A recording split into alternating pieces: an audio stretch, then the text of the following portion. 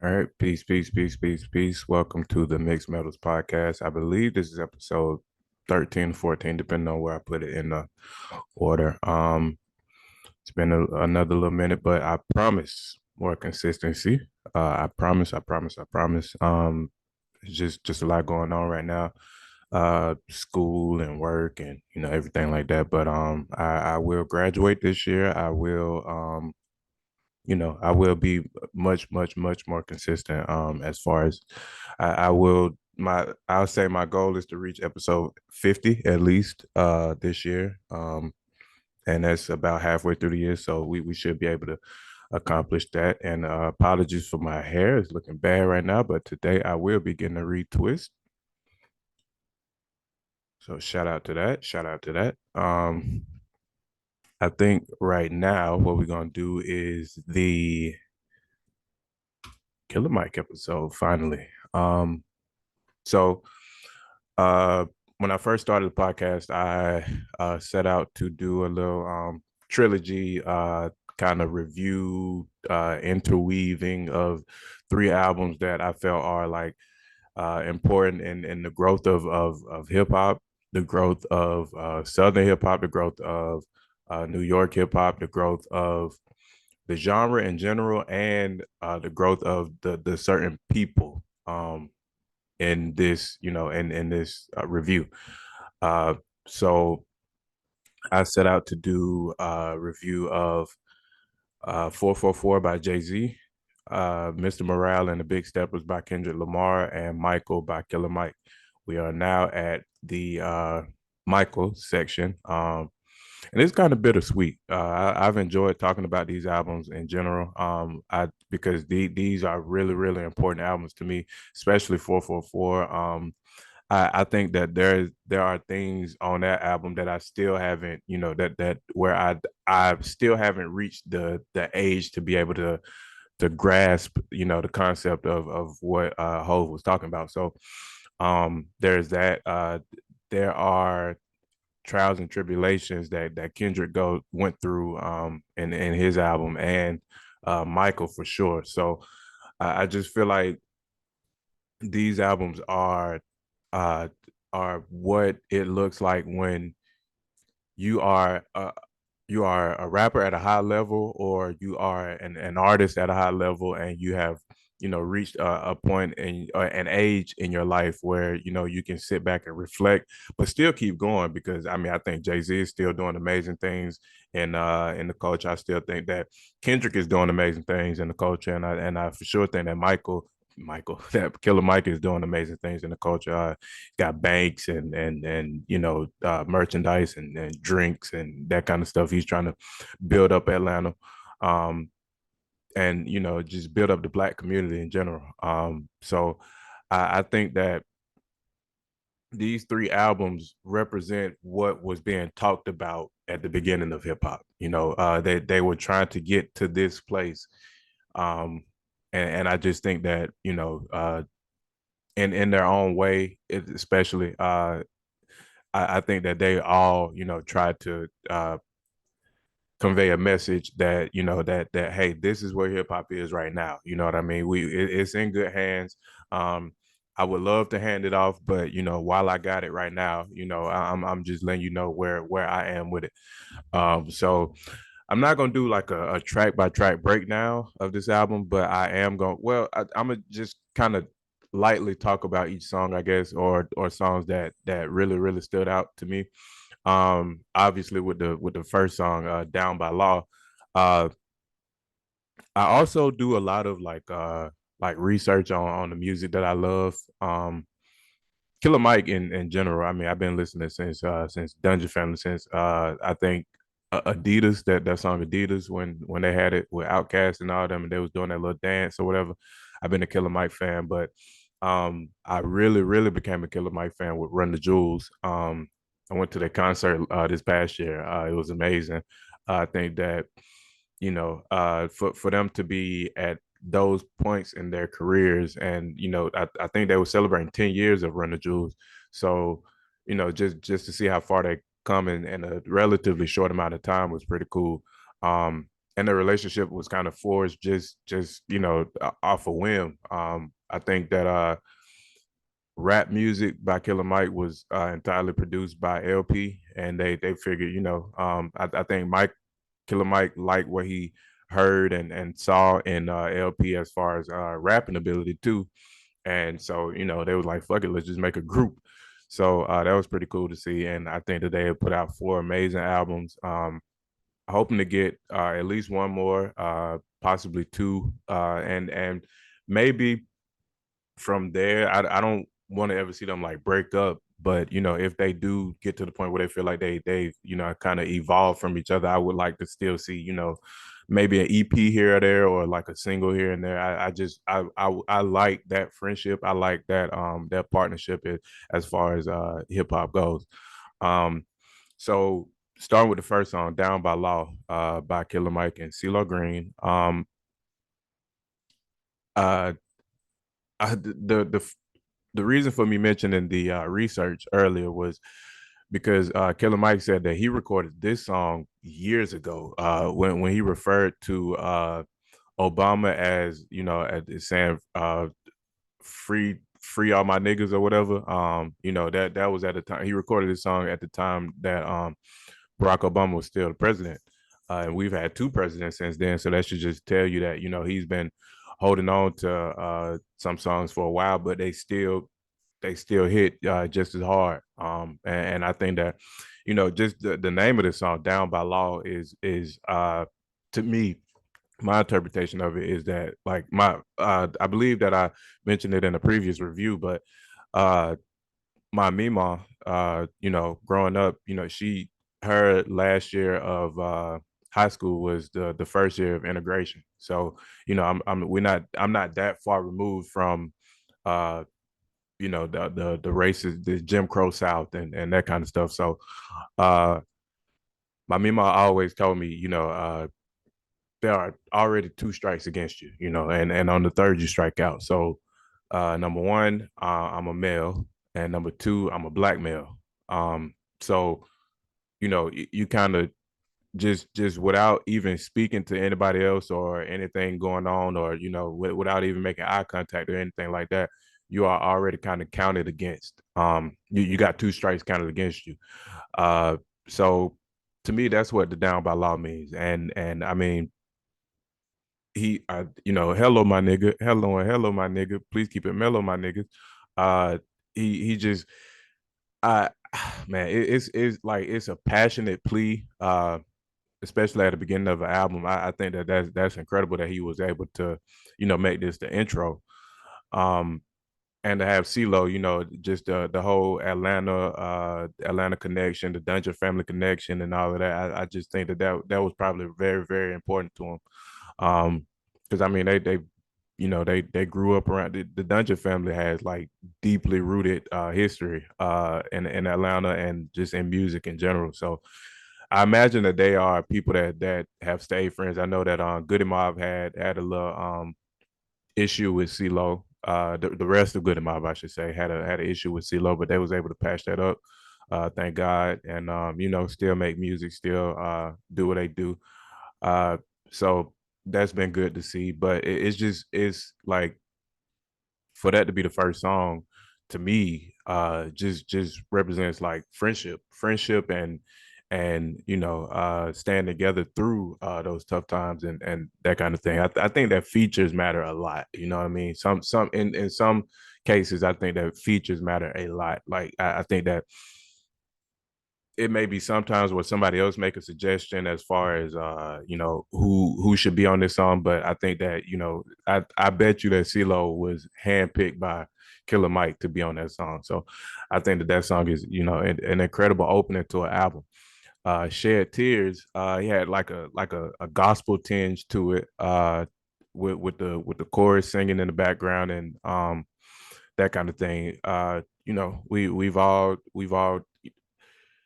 I think that because all 3 of the albums that I'm tying together, they all mention crying, which was not always uh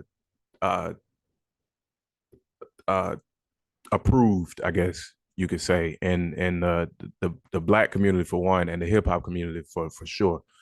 So I think that's just, for that to be the title of it.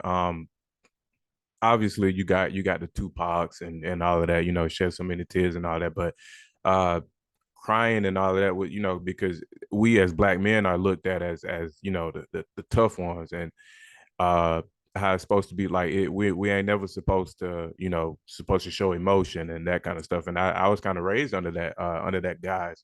um and I think that that's a damaging uh characteristic, or a damaging lesson to teach anybody, you know what I mean?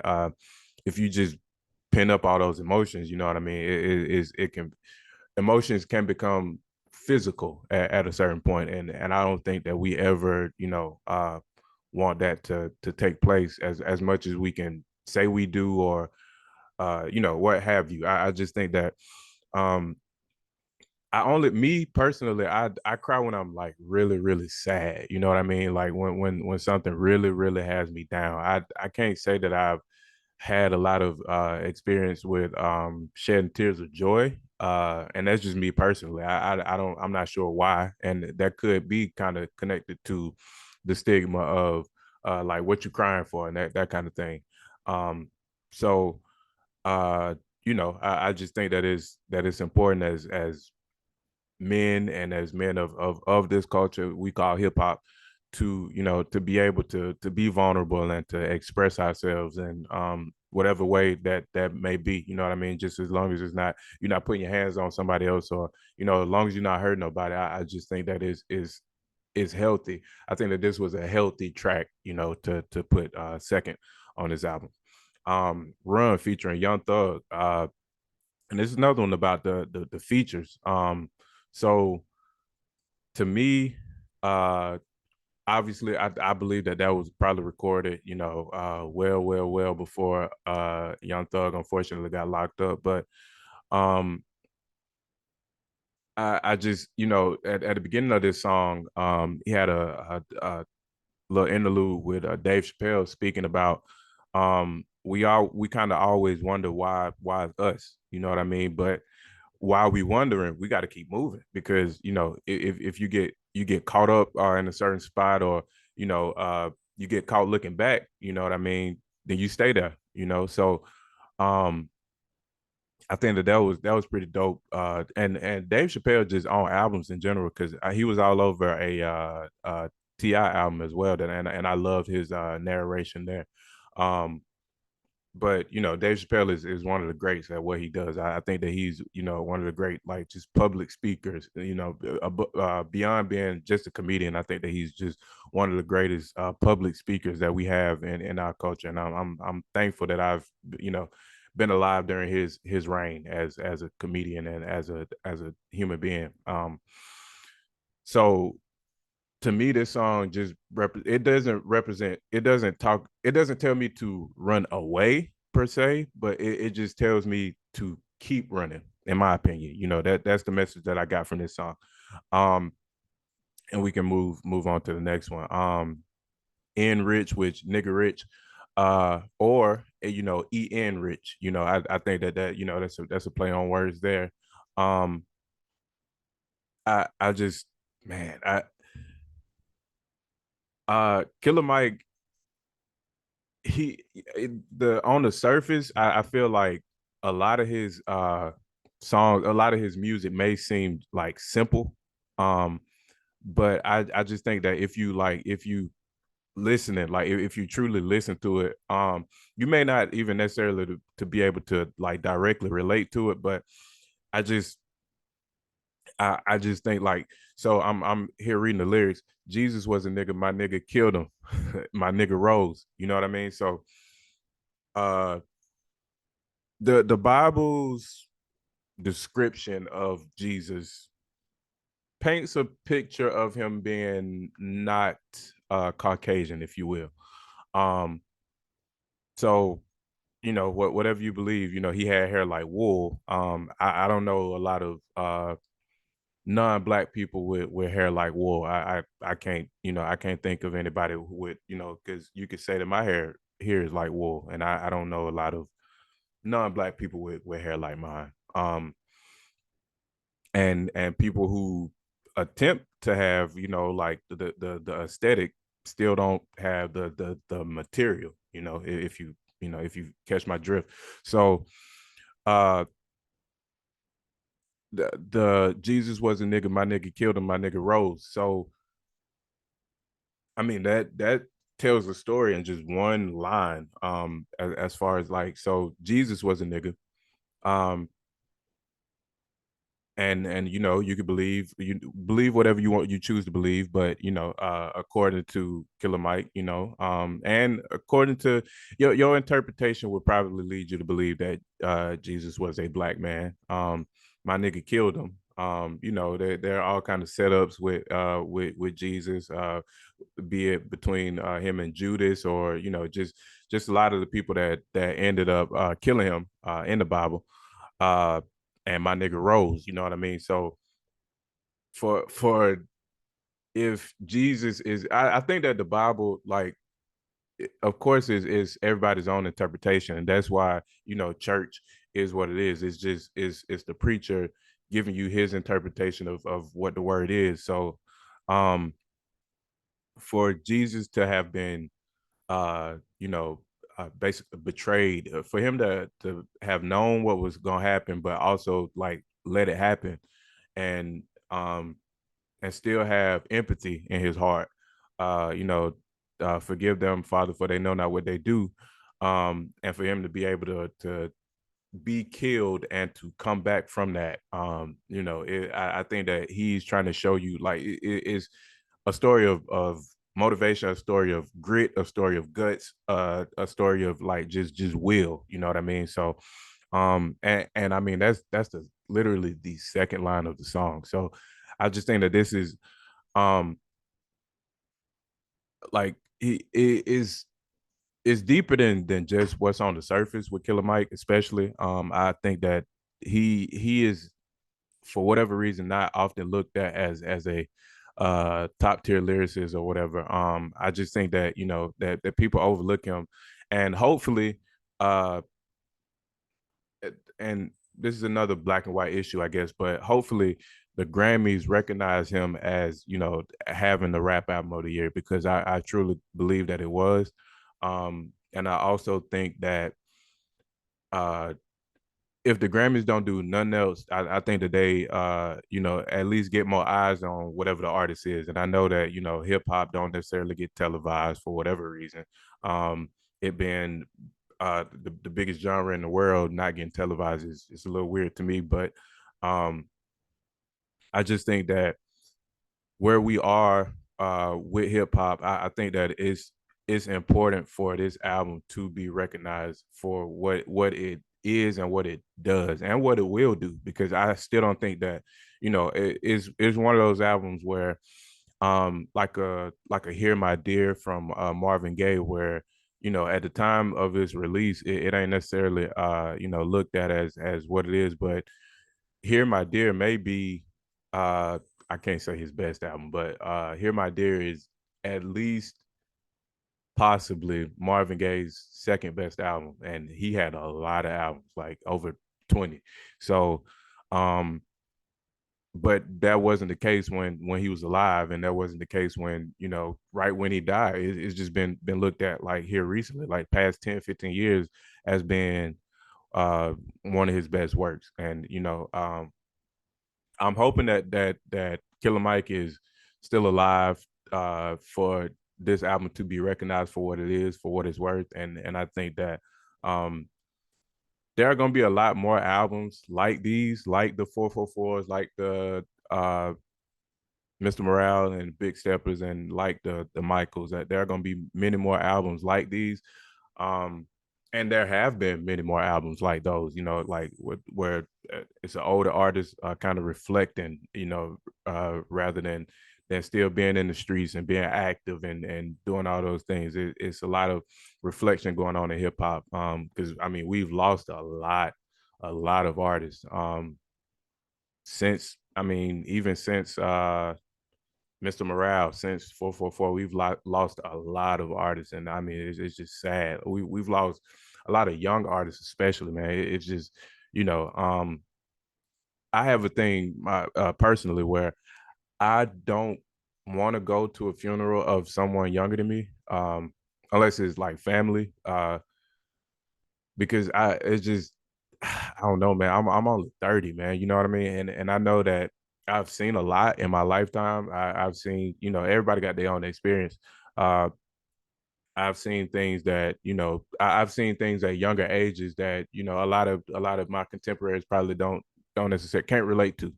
So I understand that, but at the same time, 30 is like 30 is like that. You know what I mean? It's such a short amount of time in the grand scheme of things. So I think that uh, you know, I just want Killer Mike to be able to see to be, recognized for an achievement, because I think that this album as a whole was an achievement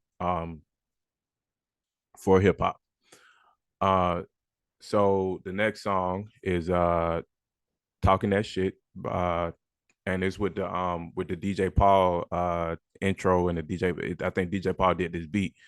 Um and I mean, this is just some top tier rapping. That's all this song is really. It's just, just him kind of flexing a little bit, just showing that, I may be talking about some heavy shit here and there, and we may be going over, like some real life, issues and stuff like that, but I can still, like, I'm still good at what I'm still good at what I do. Uh Slumber. And this was the song with Jagged Edge. This I still get this song like an 8 out of 10, but this was my least favorite song on the album. So that should just tell you, how how I regard this album. Um, and this is Killer Mike talking about hurt, uh, just being who he was as a child, being a chubby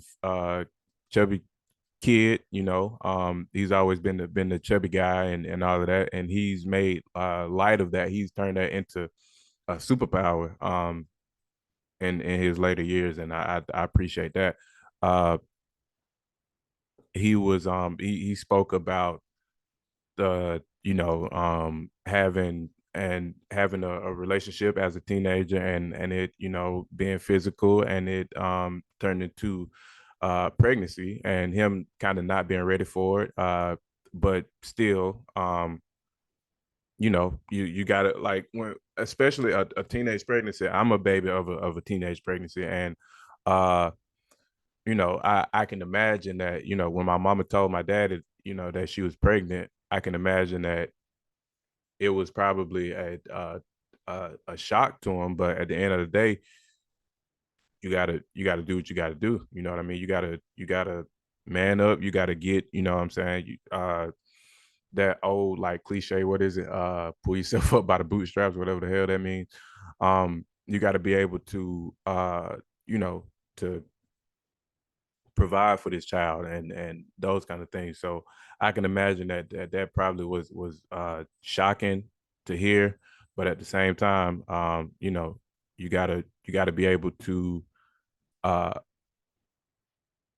you gotta be able to man up, and take care of your responsibilities. Is You kind of don't have a choice in that matter.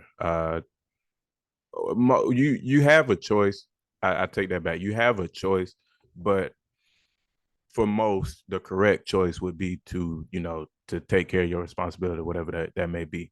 So he mentioned towards the end of his verses and all of that you know he he was with his girlfriend, his girlfriend at that time, and the mom of the girl was looking for money to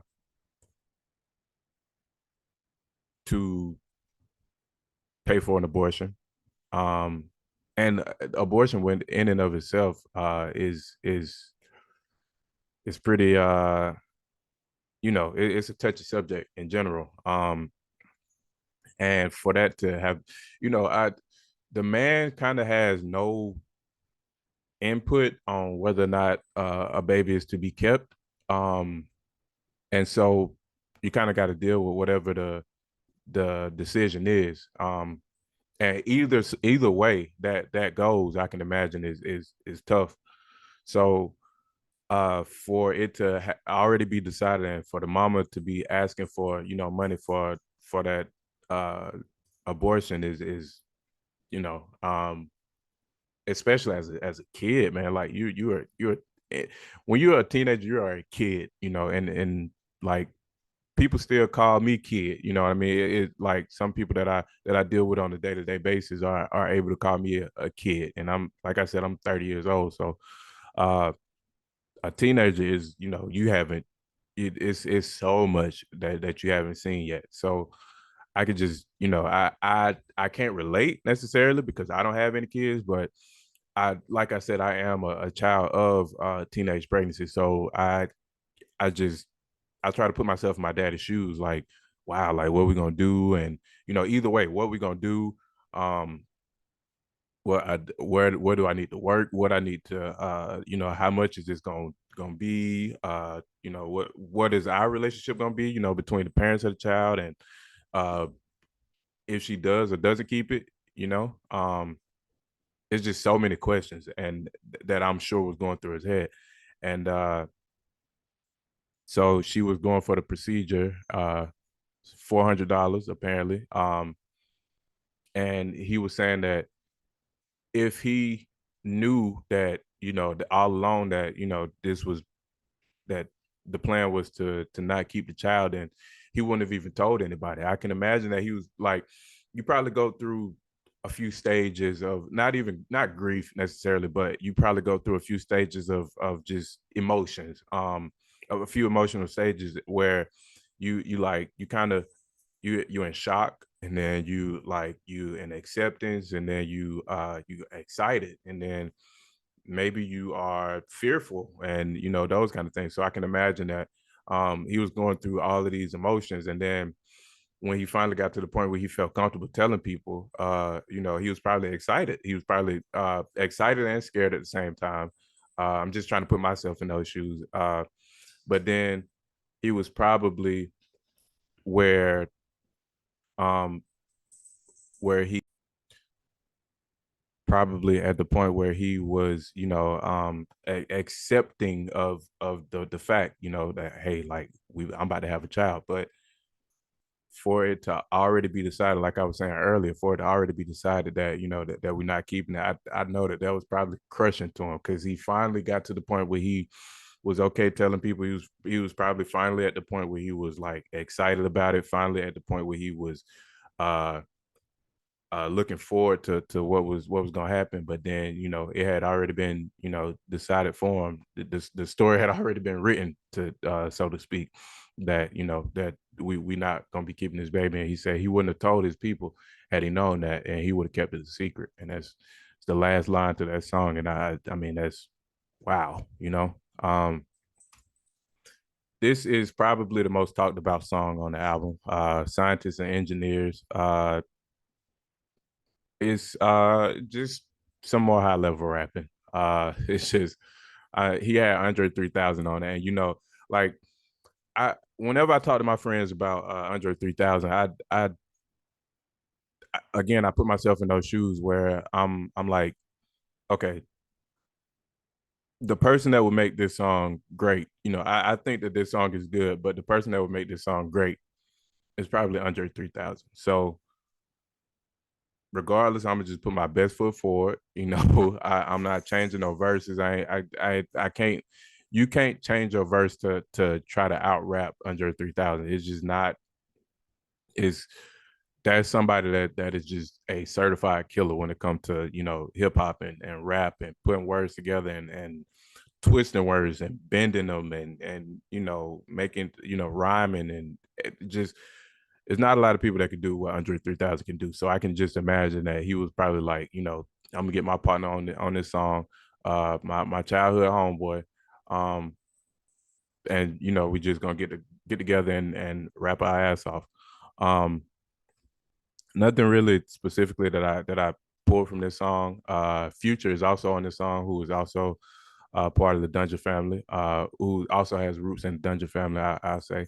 Um, so yeah, I think that this is just a good like a good family reunion type deal. Um, I don't think that there was like any kind of thing that he was trying to get out on that song that he wasn't already doing. Um, Next song is 2 Days. Uh, First words, it is evident I do better when I feel like the world against me and I and think I should never win. Uh, that's something I can relate to as well. I I often say that I love when my back is against the wall. It's a euphoric feeling for me. Um, a lot of people probably don't like the pressure or not necessarily run away from it, but try to avoid it at all costs. I don't necessarily run to the pressure or anything like that, but when pressure arises, I mean, I like to face that and see what I can do, see what I will do rather. So for me, that's just you know, I, a lot of these songs, man, like a lot of these songs on this album, you can kind of just go from the first little stanza or the first couple lines and just get the message from that because I think that Killer Mike is really good at staying on topic. I think that Killer Mike is really good at conveying the message, uh, rapped and high level rapping, uh, and just he speaks on this song about his cousins and his friends that are what I'm saying in the penitentiary and those kind of things and uh it's just it's so much to being a black man in America that I know a lot of people are probably tired of hearing. A lot of people ain't heard enough. Uh it's just so much to being a black man in this country. And I think that overall, like that's kind of the message of these three albums specifically. Like that, it's just on the surface, I'm Jay-Z, but let me take you behind the curtain. You know what I'm saying? Let me introduce you to Sean Carter. Let me kill Jay-Z and introduce you to Sean Carter, and we go from there. On Mr. Morale, I think just the title of that album is just showing like, people look at Kendrick as just a guiding light and that kind of thing. And he mentioned like, okay, well, let me just let y'all know, like here I am. Like I think he kind of named it ironically or sarcastically. Uh Mr. Morale is here to tell y'all to take y'all also behind the curtain and to tell you, what I'm saying, about the infidelity and about Whitney doing the best that she could to keep this going and about the man who finally came to grips with the fact that I need therapy and those kind of things. Killer Mike is a man of Run the Jewels and a father and these kind of things. All of them are fathers, obviously, but I'm just saying like on the surface, I'm a father. I'm a brilliant Southern man. I'm this guy who will go to bat for the home team and all of that stuff.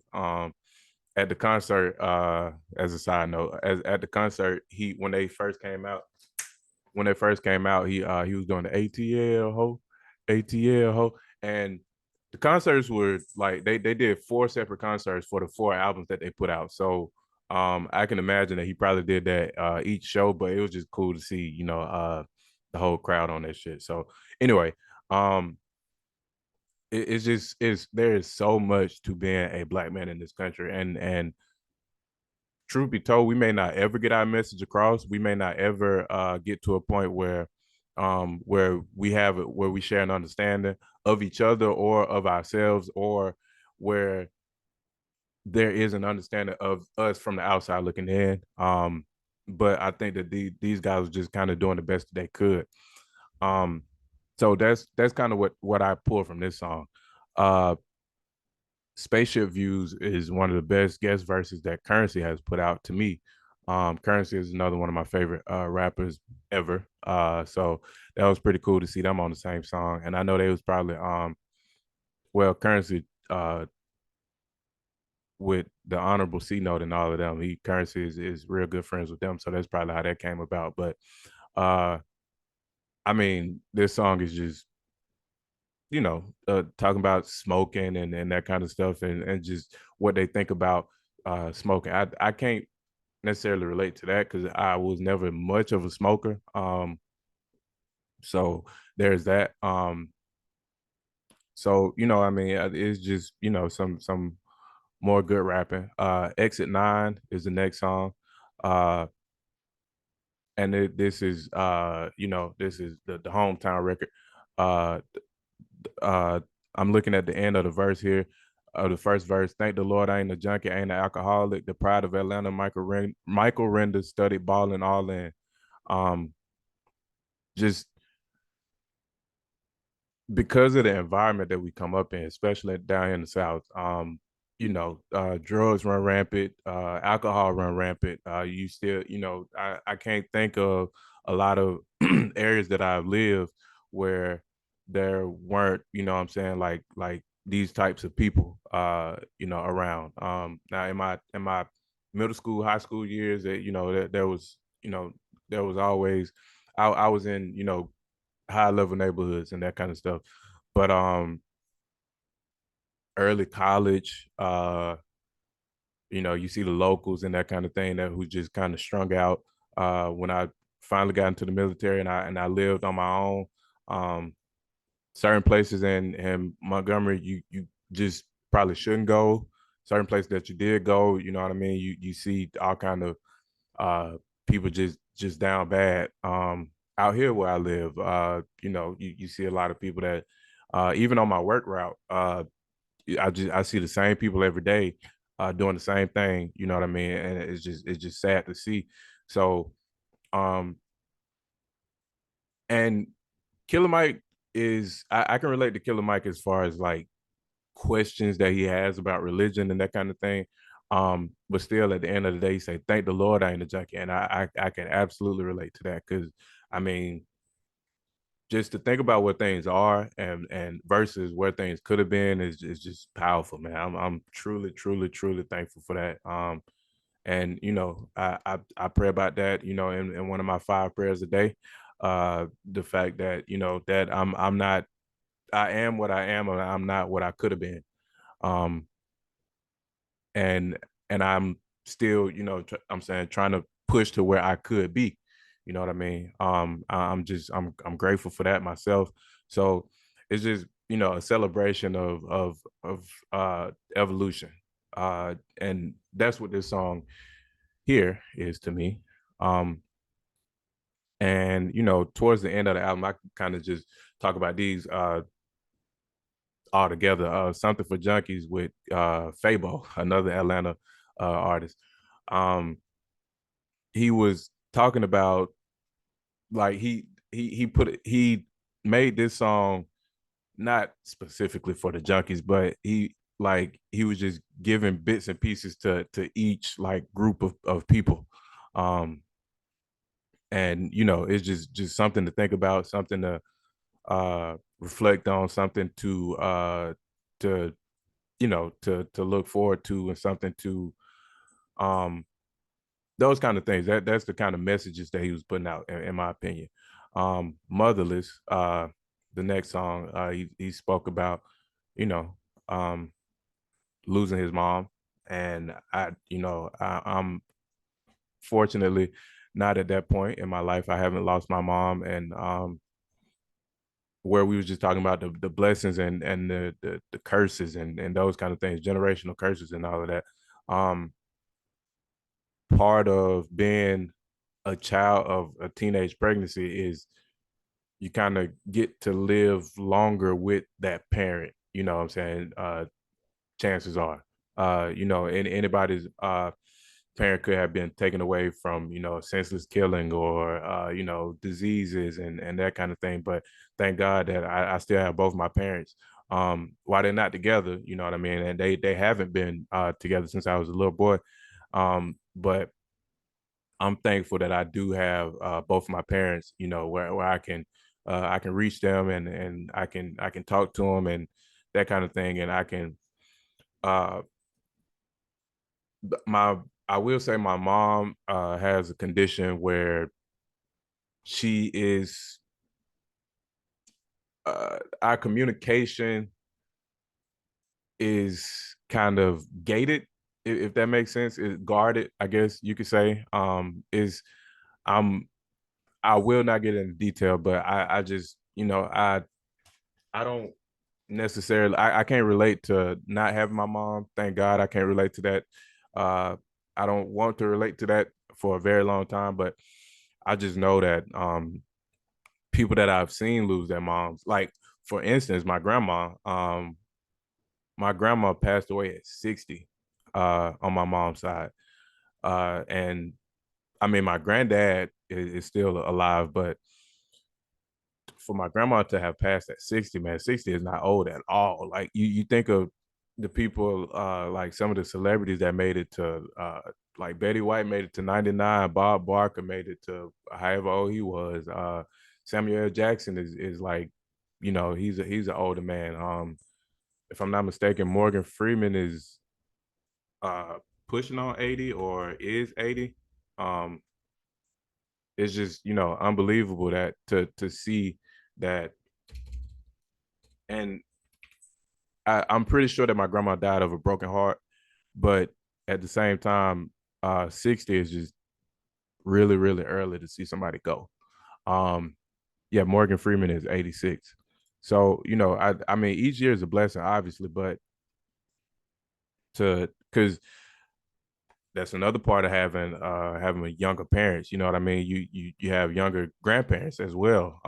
Usually, sometimes I can't even say usually. I say sometimes. So for that to be a thing, you know what I mean? And for me to have lost her, for us to have lost her at such an early age, is that, that's hurtful. That hurts. And I think that Killer Mike speaks about both of them. I think that he is motherless at this point, and his mother is also motherless. I think that both of them are no longer with us. So he kind of speaks to both of them. Don't let the devil with Run the Jewels. I'm pretty sure that that song was probably always playing. It may actually be a song that like a leftover or something like that, considering the fact that Killer Mike had these songs for a long time before he finally put them together and put them out. Um, so that's just Run the Jewels being Run the Jewels, being great at what they do. And High and Holy, the last song, uh, is he said, "Real niggas, it's my honor to pay you homage." And extend the same respect to all your baby mamas. Because we trifle, we carry rifles, granny carry Bibles, we carry hatred for our rivals, same as Cain and Abel. Um, it is killed his brother because God showed him favor. Uh, what it I kind of think that he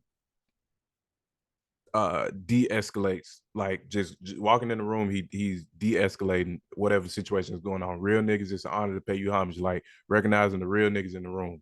Um and extend the same respect to all your baby mamas, because these the with a lot of in the black community, with a lot of the women not necessarily being married to the father of their children, they deal with a lot of pressure as far as uh kind of making sure, not necessarily making sure, but the worries I can imagine of stand keeping this child alive, and also his father, his or her father being, staying alive. I imagine that there's a lot of, the fear of the unknown has to take place in those kind of situations. Um, and he's talking about because we trifle, we carry rifles. You know what I mean? There's a lot of stigmas in the black community. There's a lot of stigmas to of black men in general. You know what I mean? As far as cheating and stepping out and walking around with straps and stuff like that. Uh, it's just, it's a lot of pressure on both parties, on all parties involved, I'll say. Uh, and this, it's a lot of reasons why a lot of kids grow up without fathers. You know what I mean? May be it they're no longer with us uh, in general, like as far like they're no longer present or they're no longer with us. You know what I mean? Just on Earth. Um, so second verse, men have died for dollars, men have killed for pennies. Senseless violence, man, against your own kind. I can never see myself, um, unless I was attacked or something like that. I can never see myself uh going against somebody that looked like me. I just that's just me personally. I'm here to root for you know for every black man in this world. I'm here to uplift every black man in this world. Um, not every, but you get what I mean. I mean like the general sense. Uh, it is so many obstacles and trials and tribulations that we go through already, and for us to take each other out is just unnecessary. And I just think that this was a good end to this album, a good end to this chapter. Um, I think that Killer Mike was, you know, I think that the reason that he probably held on to these songs for so long is because maybe both both parties weren't ready at the same time. Be it him to give these messages and to give these stories to the world, and also for the world to receive them. You know what I mean? So I think that he put it out at a time where the world was ready for it and he was ready to give it to the world. So I'm thankful. I'm thankful to be a fan of this, to be a fan of his, to be a fan of this album. I'm thankful that I was able to see him live in person and just provide my at least my little support uh for him and as an artist, as a mentor, as a leader. Uh and I'm thankful for these three albums. I'm thankful for this album in general. I'm thankful for uh I'm thankful for the fact that especially there are still things in all three of these albums that I'm sure I haven't picked up on yet. And that's the kind of music that I like. I like having to think. I like having to. I like being challenged. I like, um, you know, I like it going beyond the beat, so to speak. I like it. I like for the music to actually hold meaning and for that to. I like for you to put out a song today and it may not mean much to me today, but 10 years from now, 50 years from now, for me to finally pick up on like, oh, that's what he meant. You know what I mean? Or that's what she meant. I'm thankful that we are at this point with hip hop that we can still get things like this. I'm not a fan of a lot of the new artists, specifically. But I give everybody a chance. So uh I'll say you couldn't have told a 10-year-old me that I would be so appreciative of an album like this 20 years later. So I'm thankful where I am, as like I'm thankful for my relationship with hip hop. I'm thankful for hip hop's relationship with me. And I'm thankful that I was able to put these out and to speak about these albums because they, like I said in the beginning, like I've been saying, these albums are very, very important to me. I think that they are very, very good. I think that they are all now Grammy nominated at least. I think Kendrick might have won his Grammy. And hopefully we see the same with Killer Mike. Um, so yeah, that puts an unfortunate end to this chapter of my podcast. But I will be doing these things like this moving forward, of course. But I just thought that it was important to kind of give like what I got from these three albums and why I think that they are kind of uh like coastal versions of each other. So where um 444 is kind of the up north, the East Coast, version of a mature album, and Mr. Morale is the West Coast version of a mature album. And to me, this Michael is the southern version of a super duper mature album. Um, and I'm just thankful that, what a time to be alive. But that is all I have for you this episode. I hope that you enjoyed. I will see you all again very soon. We'll talk about some sports. Uh, but be good to each other, be good to yourself. Peace.